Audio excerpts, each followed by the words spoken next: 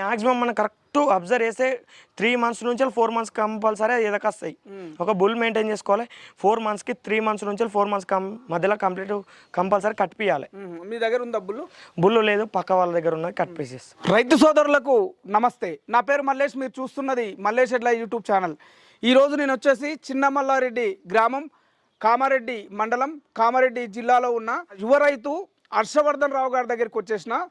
చిన్న వయసులోనే వాళ్ళ నాన్నగారికి హెల్ప్ చేస్తూ ఇప్పుడు ఇంటర్మీడియట్ సెకండ్ ఇయర్ చదువుకుంటూ కూడా ఇగో ఇన్ని ఆవులను, ఇన్ని గేదెలను మెయింటైన్ చేస్తున్నాడు. అంటే మీకు చూస్తే ఇక్కడ మెయింటెనెన్స్ లేదు అని అనిపించవచ్చు మీకు, కానీ ఇప్పుడిప్పుడే మనోడు ప్లానింగ్ చేస్తున్నాడు. కాబట్టి మరి ఎట్లా ప్లానింగ్ చేస్తున్నాడు, మరి ఎందుకు చదువుకుంటూ ఈ గేదెలు కానీ ఆవులు కానీ పెంచాలనుకుంటున్నాడు, వీటిని చూసుకుంటూ మరి చదువుకు ఏమన్నా ఆటంకం కలుగుతుందా, చదువు కంటిన్యూ చేస్తూనే ఉన్నాడా లేదా అనే విషయాలు కూడా మనం తెలుసుకునే ప్రయత్నం చేద్దాం. దాంతోపాటు ఇక్కడ దూడలు నాకు ఎక్కువ కనిపిస్తున్నాయి, మరి వాటిని కూడా ఎట్లా మెయింటైన్ చేస్తున్నా అనే విషయాలు కూడా మనం కనుక్కునే ప్రయత్నం చేద్దాం. నమస్తే హర్షవర్ధన్ రావు. నమస్తే అన్న.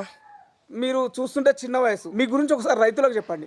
మాది చిన్నమల్లారెడ్డి గ్రామం, కామారెడ్డి మండల్, కామారెడ్డి డిస్టిక్. ఏం చదువుకుంటున్నారు మీరు? ఇప్పుడు inter second year. Inter second year చదువుకుంటూ అంటే ఇంకా చాలా ఫర్దర్ చదువుల కోసం ప్రిపరేషన్ అవుతుంటారు. మరి మీరు ఈ డైరీ ఫామ్ అంటే ఆవులను గేదెలను చూసుకుంటున్నారు, ఎందుకు అట్లా? మా నాన్నగారికి బర్రెలు ఆవులు ఉన్నాయి, మేము కూడా అదే చదువు కంటిన్యూ చేస్తూ ఇటు చేస్తున్నాను. మాకు డైరీ ఫామ్తో చాలా అనుబంధం ఉంది, మంచి లాభాలు ఉన్నాయి, అందుకు చేస్తున్నాం. అంటే మీరు చదువుకుంటూ చేస్తున్నాం అన్నారు. అంటే ఎక్కడ చదువుకుంటున్నారు? కామారెడ్డి. పై చదువులోకి వెళ్ళాలనే ఆలోచన ఉందా? ఉంది, కాకపోతే డైరీ ఫామ్ మీద చాలా ఇంట్రెస్ట్ చదువుకుంటూ ఇది చేసుకోవాలనేది ఉంది. ప్రజెంట్ ఈ గేదెలే కావచ్చు, ఆవులో కావచ్చు, ఎన్ని లీటర్ పాలు పోస్తున్నారు? ఇప్పుడు 120 లీటర్ అవుతున్నాయి. 60 120 అవుతాయి. 60 120 120 లీటర్లు పాలు తీస్తున్నప్పుడు వాటికి తగిన మెయింటెనెన్స్ ఉంటుంది కదా, మరి ఏ విధంగా మెయింటైన్ చేస్తున్నారు? ఫస్ట్ వచ్చి పెండ తీసేసుకొని దాన పెట్టేసుకొని పాలు తీసేస్తాం. 9 o'clockకి ఇంటికి వెళ్ళిపోతాం. మళ్ళీ చేనులకు వెళ్ళి పచ్చిగడ్డి తీసుకొచ్చి చాప్ కట్టర్ వేసేసి పోసేస్తాం. కొన్ని గేదెలు బయటకు వెళ్ళిపోతాయి మేయడానికి, ఆవులు ఇంట్లోనే ఉంటాయి. బయటకు ఒకళ్ళని తీసుకెళ్తాం, లోపల ఒకళ్ళు మెయింటెనెన్స్ చేసేస్తాం. అంటే ఇప్పుడు మీరు బయటకు తీసుకెళ్లాలంటే మరి మీరు కాలేజ్కి వెళ్తారు కదా, బయటకి మా నాన్న తీసుకెళ్తాడు. ఒక వర్కర్ ఉన్నాడు మా ఊరైనా, ఆయన లోపల చూసేసుకుంటాడు. ఇక్కడ చూస్తే కూడా మొత్తం క్రాస్ బ్రీడ్ ఆవులు, క్రాస్ బ్రీడ్ గేదెలే కనిపిస్తున్నాయి. ఎందుకు వాటిని సెలెక్ట్ చేసుకున్నారు? ప్యూర్ బ్రీడ్ పెట్టుకొని టెన్షన్ పడకన్నా క్రాస్ బ్రీడ్ పెట్టుకుంటే మన వాతావరణం మంచిగా సెట్ అవుతాయి. ఇప్పుడు మా దగ్గర క్రాస్ అయినా కానీ బఫెలోస్ 10 లీటర్ మాక్సిమం ఇస్తాయి. 4 నుంచి 5 లీటర్ పర్ టైం కంపల్సరీ ఇస్తాయి. అంతకు తక్కువ ఇచ్చేటి మేము ఉంచుకోము. మాక్సిమం అంత ఆవులు అయితే 14 లీటర్ 16 లీటర్లు అయినా బయటికి తీసుకుపోతున్నాం అంటున్నారు కదా. మరి దానాలన్నీ ఇస్తున్నారా, ఇస్తలేరా? ఇస్తాం. పొద్దున సాయంత్రం కంపల్సరీ దానా ఒక్కొక్క గేదెకి 5 kgs చేస్తాం. మరి బయటకు వెళ్ళిపోయి మేసేచ్చుడే అంతే. రాత్రి వచ్చినాక కొద్దిగా చాఫ్ కట్టర్ గడ్డి వేసేస్తాం అంతే. ఆవులు తీసుకెళ్ళాం, ఆవులు షెడ్లోనే ఉంటాయి, బర్రెలే వెళ్తాయి. ఆవులు చూస్తే కూడా మధ్యలో ఆవు కూడా కొద్దిగా ప్రాబ్లం అనిపిస్తుంది, వచ్చినట్లు. మరి చూసుకోలేదా మీరు? చూసుకున్నాం, కాకపోతే అది పెన్సిలిన్ ఇంజక్షన్లు ఇస్తున్నాము, తగ్గుతాయని చెప్పిండు డాక్టర్. అంటే మీకు వీటికి సంబంధించిన రోగాల మీద మీకు ఒక అవగాహన అనేది ఉన్నది. మా డాడీకి పూర్తి అవగాహన ఉన్నది. మీరు ఎట్లా తెలుసుకుంటారు? సమాచారం కావాలంటే వెటర్నరీ డాక్టర్ గారిని అడుగుతారా, మాకు సాటి రైతులను అడుగుతారా? గోపాలమిత్ర డాక్టర్ బాలు గాని బాబాగౌడ్ గాని ఉన్నారు, వాళ్ళు ఫోన్ చేయగానే వస్తారు, చూస్తారు. అంటే వాళ్ళు ట్రీట్మెంట్ చేసేటప్పుడు ప్రాబ్లం ఏందని మీరు తెలుసుకుంటారా? 100% తెలుసుకుంటాం. ఇది ఎట్లా వచ్చింది, ఎట్లా పోతుంది అన్ని తెలుసుకుంటాం. ట్రీట్మెంట్ చేసేటప్పుడు దగ్గరనే ఉంటాం.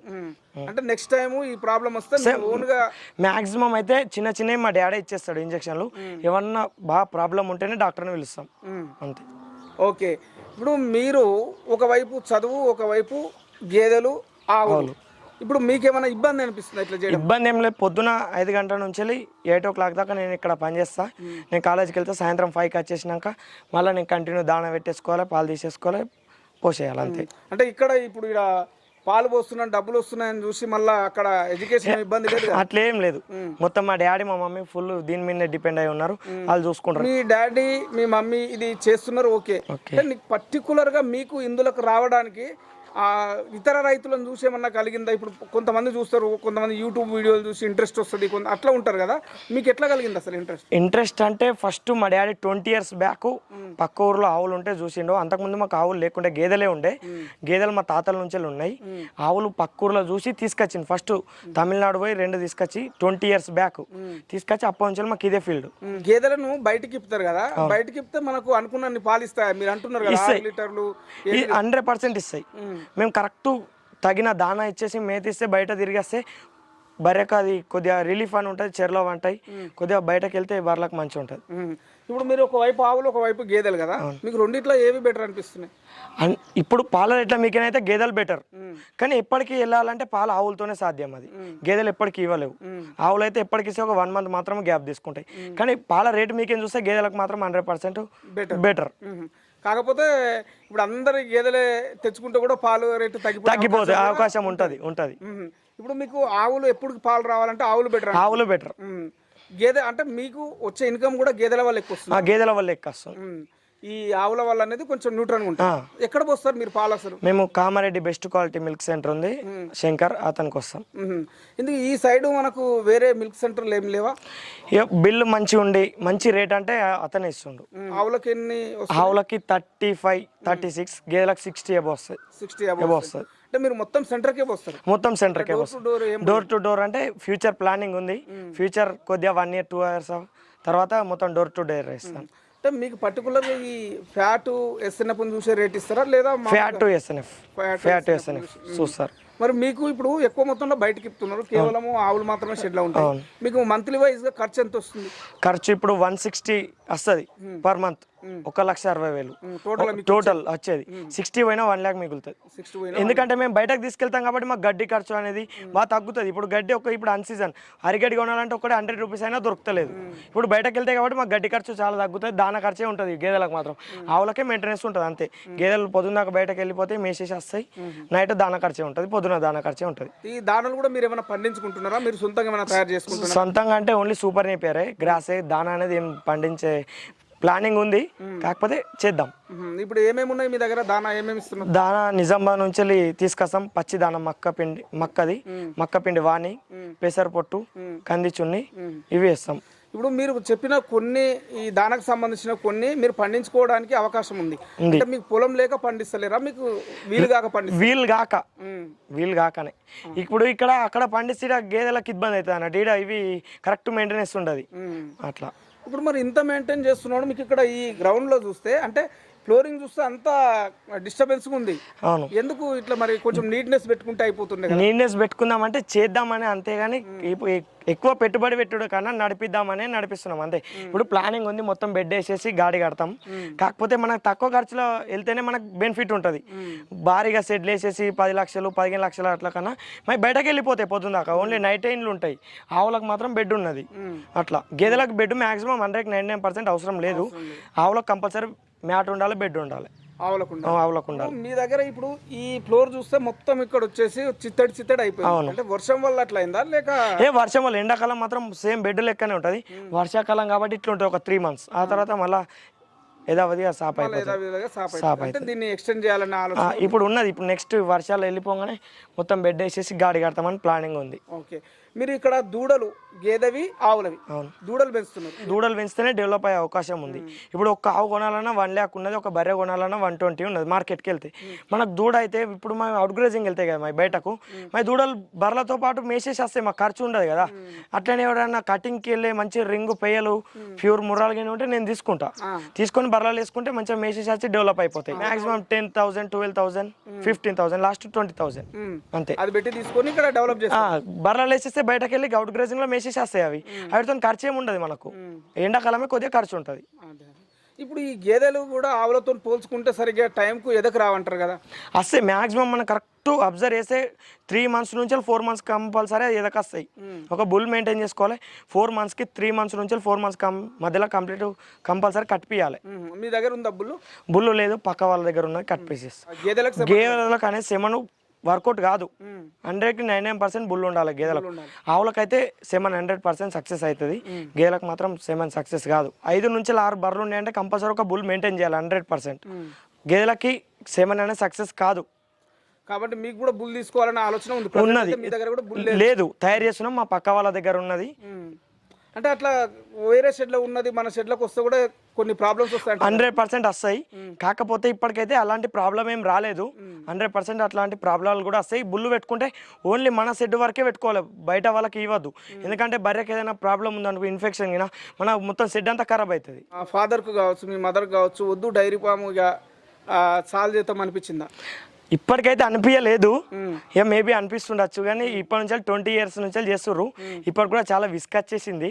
ఇప్పటికైతే అనిపించలేదు తీసేద్దామని. విస్క్ అంతా ఎందుకు వచ్చింది? ఏ విషయంలో? ఏ విషయంలో అంటే ఒక టైంలో ఆవులు హుషారు ఉండవు, చాలా ట్రీట్మెంట్, చాలా రిస్క్. ఇప్పుడు మొన్నడాక 1 week వర్షం పడ్డది. ఆ వర్షంలో అయినా మేము తీసుకెళ్ళాం రెయిన్ కోట్ వేసుకొని. వర్షంలో మేపుక రావాలి, వర్షంలో పేడ తీయాలి, మొత్తం బురజ, వర్షంలో బర్లింతే చాలా రిస్క్ అవుతుంది. అట్లా కొద్దిగా రిస్క్ అనిపిస్తుంది. ఎండాకాలం డైరీ ఫామ్ సూపర్, వర్షాకాలం వస్తే డైరీ ఫామ్ మెయింటైన్ చేసిన వాళ్ళు గ్రేట్. అందుకోసమే ఈ వర్షాకాలంలో కూడా కొంచెం షెడ్ వేసుకొని నీట్గా పెట్టుకుంటే కూడా కొంచెం బెనిఫిట్ ఉంటుంది, చేయాలి, అదే ప్లానింగ్ ఉన్నాం. ఓకే. మరి ఇప్పుడు చాలా మంది డైరీ రంగంలోకి వస్తున్నారు. మీరు చిన్న వయసులో మీ నాన్నగారికి హెల్ప్ చేసుకుంటాం, మీకు కూడా దీని మీద అవగాహన తెచ్చుకొని ఫ్యూచర్లో కూడా చేయాలనే ఆలోచన ఉంది. మరి వచ్చే వాళ్ళకి ఏం చెప్తారు? వచ్చే వాళ్ళకైతే సొంతంగా కొద్దిగా కష్టపడేటట్టు ఉంటే రావాలి. మొత్తం వర్కర్ మీద డిపెండ్ అయితే మాత్రం అన్న ఈ ఫీల్డ్కి రావద్దన్న. ఇప్పుడు నైట్లో వర్కర్ వెళ్ళిపోతాడు, 10 బర్రెలు తీసుకొచ్చి పెట్టేస్తావు, నీకు పాలు తీయరాదు, పెండ తీయరాదు, పాలు అప్పటికి పొదువాపులు వస్తాయి, మొత్తం రిస్క్ ఉంటుంది. ఇలా కొద్దిగా అనుభవం ఉండాలి 100%. మరీ జీతాన్ని మీద డిపెండ్ అయితే మాత్రం ఈ ఫీల్డ్ పనిచేయదన్న. జీతగాని మీద డిపెండ్ అయితే పనిచేయదు. చివరిగా మీరు ఆవులు కానీ గేదెలు కానీ ఎక్కడి నుంచి తీసుకురావడానికి ఇష్టపడతారు?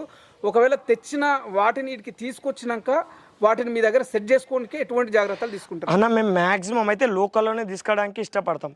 ఎందుకంటే మన వాతావరణం ఉంటుంది, ఒక 1 లీటర్ తక్కువ ఇచ్చినా మనకు పర్వాలేదు. కాకపోతే ట్రీట్మెంట్ విషయంలో రిస్క్ పెట్టద్దు. ట్రీట్మెంట్ విషయంలో రిస్క్ పెట్టినా మొత్తం టెన్షన్ అయిపోతుంది. మ్యాక్సిమం లోకల్లోనే తీసుకొచ్చినాక ఒక ఆవులు కూడా గేదెలు కానీ అప్పుడు మహారాష్ట్ర తమిళనాడు కింద తీసుకొచ్చినాం, ఇప్పుడు బంద్ చేసినాం. మ్యాక్సిమం లోకల్లోనే తీసుకొచ్చినాక 1 week మాత్రం చాలా ఇంట్రెస్ట్ పెట్టాలి దాని మీద. అది గేదెలైనా తింటుందా తింటలేదా, అది కొత్త జాగ కదా, కొద్దిగా భయపడతాయి, తినయి, అట్లా చేస్తాయి అన్నట్టు. వాటి మీద వారం రోజులు జాగ్రత్తలు తీసుకోవాలి. కొద్దిగా లాంగ్ నుంచి వస్తే పెయిన్ కిల్లర్ కానీ ఇంజెక్షన్ ఇవ్వాలి. అలా కొద్దిగా ఇంట్రెస్ట్ పెట్టి చూడాలి, వీటిని ఫోకస్ చేయాలి. మొత్తం తినలే జాగ్రత్తలు తీసుకోవాలి. ప్రెగ్నెంట్ ఉన్నప్పుడు ఎటువంటి జాగ్రత్తలు తీసుకుంటారు? ఎటువంటి జాగ్రత్తలు అంటే అన్న 5 months ప్రెగ్నెంట్, 5 months దాకా గేదె కంపల్సరీ పాలిస్తుంది. 5 months నుంచి కొన్ని ఒకప్పుడు వేస్తాయి, కొన్ని 8 months దాకా కూడా ఇస్తాయి, 2 months గ్యాప్ తీసుకుంటాయి. ఇలాంటి జాగ్రత్తలు అంటే కొద్దిగా ఎండకి బాగా ఉంచద్దు చూడి బర్లను. ఎండకు ఉంచితే అబర్షన్ అయ్యే అవకాశం ఎక్కువ ఉంటుంది. కొద్దిగా కూల్ ప్రదేశంలో ఉంచాలి, వాటర్లో వండబెట్టేసేయాలి, కడగాలి, అట్లా. అంటే ఆ టైంలో మీరు పర్టికులర్గా ఏమన్నా దానా అది స్పెషల్గా ఏమైనా ఇస్తారా? స్పెషల్ అనేది ఏమి ఉండదన్న, ఈనిన తర్వాతనే దానా ఉంటుంది. క్రాస్ బ్రీడ్లు కదన్న, ఇలాంటి ఇబ్బంది ఏమి ఉండదు. ప్యూర్ మూరాలు అయితే 100% దానికి దానా ఇవ్వాలి, ఫ్యాను, బెడ్ అన్నీ ఉంటాయి. ఇవి క్రాస్ బ్రీడ్లు కాబట్టి ఎలాంటి జాగ్రత్త అనే అవసరం లేదు. ఎండకి కొద్దిగా వేడి బాగా ఉంచద్దు, చూడి బర్రె అబార్చిన అవకాశం ఎక్కువ ఉంటుంది. ఓకే బ్రదర్, ధన్యవాదాలు. మీరు చిన్న వయసులో మీ నాన్నగారికి మీ అమ్మగారికి హెల్ప్ చేసుకుంటూ చదువును కూడా మీరు కొనసాగించాలని మనస్ఫూర్తిగా కోరుకుంటూ ధన్యవాదాలు. విన్నారు కదా మన యువ రైతు హర్షవర్ధన్ రావు గారు చెప్పిన వివరాలు.